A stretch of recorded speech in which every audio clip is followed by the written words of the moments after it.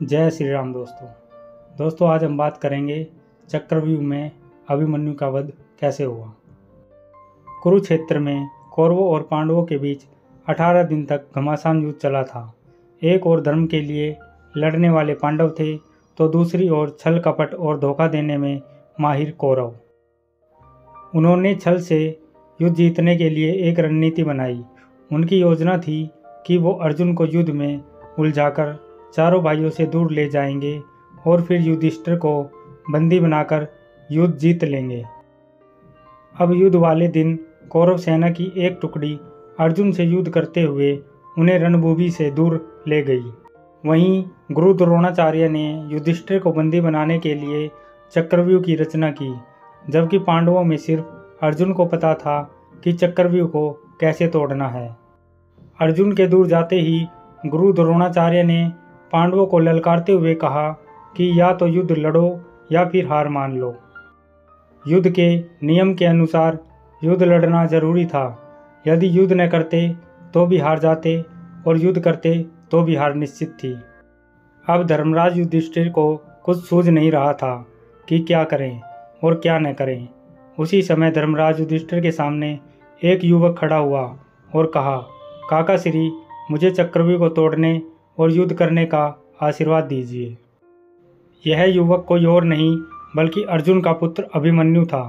अभिमन्यु अभी मात्र 16 वर्ष का ही था, लेकिन सभी जानते थे कि वह युद्ध कौशल में अपने पिता के जैसा ही निपुण है। युधिष्ठिर ने अभिमन्यु को मना किया, लेकिन अभिमन्यु नहीं माना और उसने कहा, मुझे चक्रव्यूह तोड़ना आता है।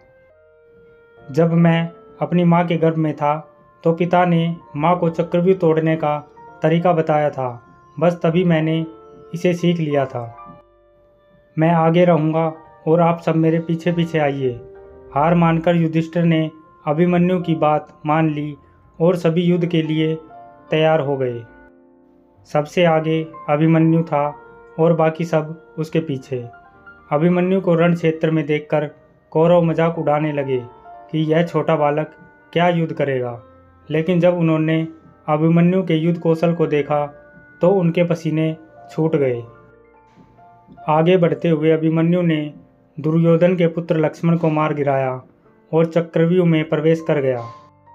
उसके चक्रव्यूह में प्रवेश करते ही सिंधु के राजा जयद्रथ ने चक्रव्यूह का द्वार बंद कर दिया ताकि चारों भाई चक्रव्यूह में प्रवेश न कर पाएं। अभिमन्यु आगे बढ़ता जा रहा था। उसने एक एक करके सभी योद्धाओं को हरा दिया, जिनमें स्वयं दुर्योधन, कर्ण और गुरु द्रोण भी शामिल थे। किसी को भी उपाय समझ नहीं आ रहा था। तभी कौरवों के सभी महारथियों ने एक साथ मिलकर अभिमन्यु पर हमला कर दिया। किसी ने उसका धनुष तोड़ दिया तो किसी ने रथ। इसके बावजूद अभिमन्यु नहीं रुका। उसने रथ का पहिया उठाकर युद्ध करना शुरू कर दिया। बड़े बड़े महारथियों के साथ वीर अभिमन्यु अकेला लड़ता रहा, लेकिन वह अकेला कब तक लड़ता। अंत में सभी ने मिलकर उसकी हत्या कर दी और अभिमन्यु वीर गति को प्राप्त हुआ। अभिमन्यु की मृत्यु के बाद अर्जुन ने प्रतिज्ञा ली कि वह अगले दिन युद्ध में जयद्रथ का वध कर देगा।